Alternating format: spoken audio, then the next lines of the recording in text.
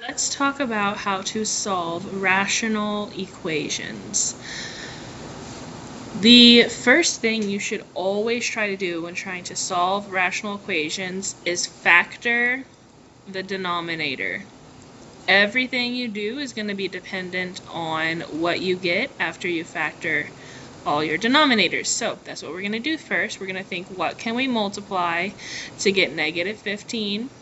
That adds to negative 2. And that would be 5 and 3. So my factors would be x minus 5 and x plus 3. Same thing here, x minus 5, x plus 3. Then you're going to look at anything left, and you're going to see that this has the x minus 3, but it doesn't quite have the x minus 5. So that's what you're going to do next, is you're going to multiply by what the fractions are missing. Multiply by what the fractions are missing. So this one has the x plus 3, but it's missing the x minus 5 in order to match the other denominators. So I'm going to multiply by x minus 5. And what you do to the bottom of a fraction, you also have to do to the top. What that does is it makes all of my denominators the same. So once your denominators are the same, once denominators are the same, and you have an equation, then you are allowed to cross out the denominators. So all of my denominators are the same. They all have the exact same factors of x minus 5 and x plus 3. Before I move on, I'm really quickly just going to write off to the side somewhere what x is not allowed to be. If you'll remember, my denominator of a fraction is not allowed to be 0. So you're interested in what x is not allowed to be that would make your denominator 0. Remember, everything in the parentheses is opposite. So if I'm looking here, I'm going to see x plus 3. So I will know that x is not able to be negative 3, because negative 3 plus 3 gives you 0. Same thing here. I'm going to look right here. I'm going to see it says x minus 5, so I know that x is not allowed to be positive 5, because 5 minus 5 gives you 0. Okay, now I'm going to go ahead and move on to the next step. After you're able to cross out your denominators, you are going to rewrite your numerators.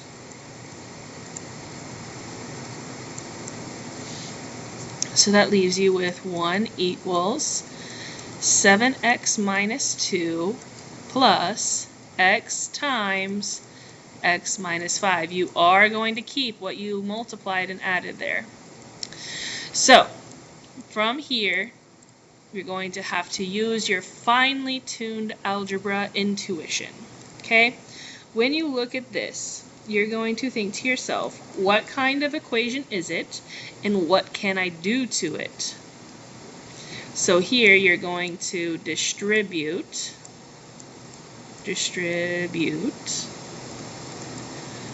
combine like terms,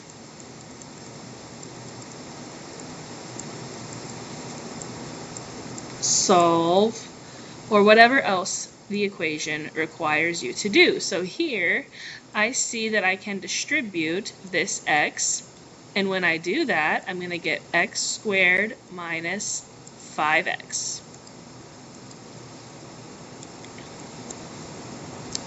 I'm going to bring everything else down.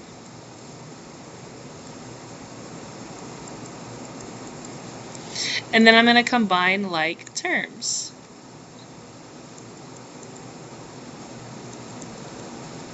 X squared doesn't have a like term to combine it with, so I'll just bring it down. 7x minus 5x can combine to give you 2x. Negative 2 doesn't have anything to combine with, so you'll bring it down. Now, when I look at this, I see that this equation is a quadratic equation. And if you remember, to solve a quadratic equation, it must equal 0 to solve.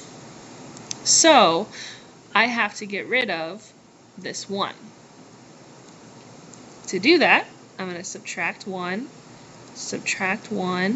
and I'm left with 0 equals x squared plus 2x minus 2. Okay. Now, we're almost there. Ways to solve a quadratic, okay? So once it equals 0, you have a couple options. So let's talk about ways to solve a quadratic. This is something that we discussed and studied a lot last semester.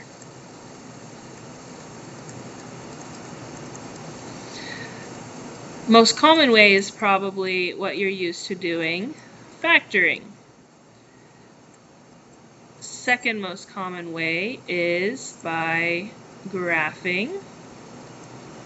And when you graph it, you're going to look at the x-intercepts to get the answer.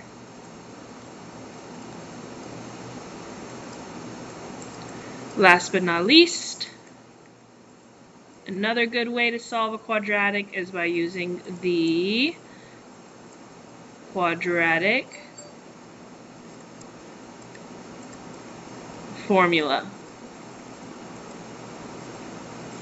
So, all of these options we have to solve a quadratic, the method I'm going to use is factoring, because I think it is the quickest and easiest, if it'll let me scroll down.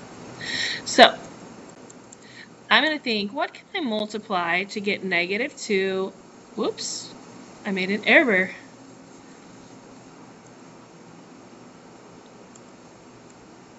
Negative 2 minus negative 1 is negative 3, not negative 2. Okay, what can I multiply to get negative 3 that adds to 2? And if you're thinking 3 and 1, you would be right, with the 1 being negative. So you get x plus 3 times x minus 1. And then if you'll remember, everything inside the parentheses is opposite, so you'll get x equals negative 3 and x equals positive 1. And before you lock in your answer, you need to double check that those answers are allowed. You remember in the beginning, we annotated off to the side some things that x was not allowed to be, and sure enough, you see that it has x equals negative 3 as one of the answers. So this answer right here, x equals negative 3, is not allowed. This is what is known as an extraneous answer. Let me move this down.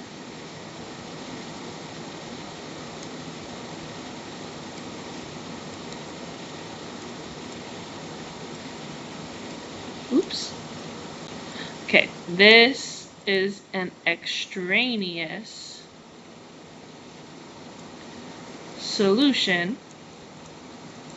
And so the only correct answer to this problem is x equals 1.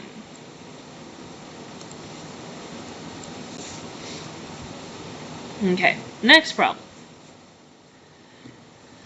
Remember, the first thing you want to start off by doing is factor the denominator. So we're going to think, what can I multiply to get 48 that adds to 14? And if you're thinking 6 and 8, you would be correct. So your factors are x plus 6 and x plus 8. Then you're going to think, What do I need to multiply some of these other fractions by to make their denominators match? This one has x plus 8, but it's missing x plus 6. So I need to multiply it by x plus 6 over x plus 6. Likewise, this fraction has x plus 6, but it's missing x plus 8. So I'm going to multiply this one by x plus 8 over x plus 8. Now that my denominators match, I am allowed to cancel my denominators. I can cross them out as long as it's an equation. And then I'm going to rewrite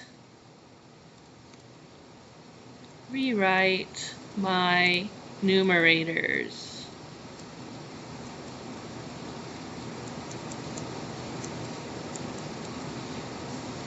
From here, you're going to use your math intuition. You're going to look at this equation and think, what can I do to it? And you might think, oh, well, I could distribute this, or I could distribute this. And you would be right. You actually need to do both. So let's go ahead and do that. When I distribute this, I'm going to get x squared plus 6x. And when I distribute this, I'm going to get x squared plus 8x minus x minus 8. And then I'm going to bring down the plus 1. From here, I can combine like terms. So here's some like terms I can combine, and there's some like terms I can combine.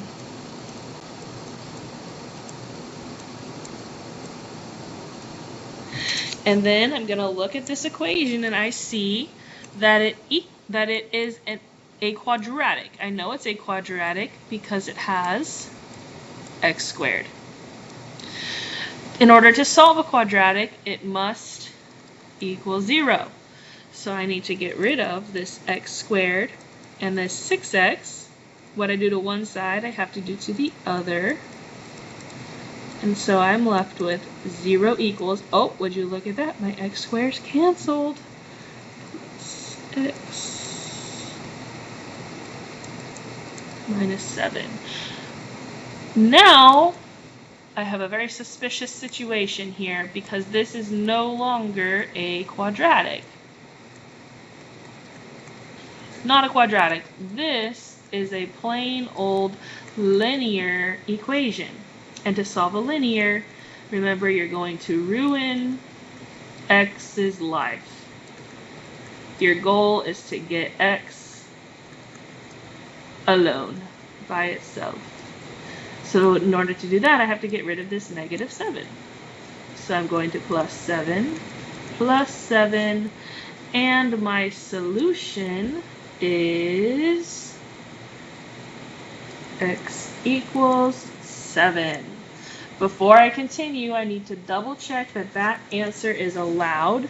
So I'm going to come back up here to the top, and I'm going to think, what would make my denominator 0?